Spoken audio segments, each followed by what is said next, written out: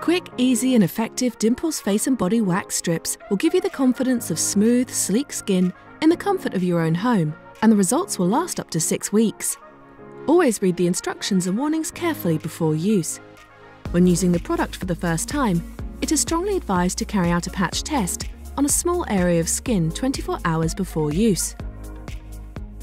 Ensure the area to be treated is clean, dry and free from oils and lotions, and that the unwanted hair is at least 3 to 4 mm long. Then simply rub the wax strip between your hands for 20 to 30 seconds to warm the wax, before slowly separating the wax strips.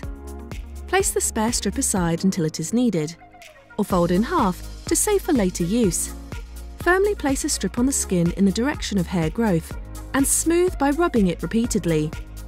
Immediately pull the strip quickly and forcefully in the opposite direction to hair growth from ankle to knee, keeping the skin taut to avoid discomfort. When you have finished waxing, remove any remaining wax with baby oil for a perfect finish. Never use water or alcohol to remove wax residue. Then simply tear open the post-wax sachet and apply the contents to waxed skin. To find out more, head to the Dimples website.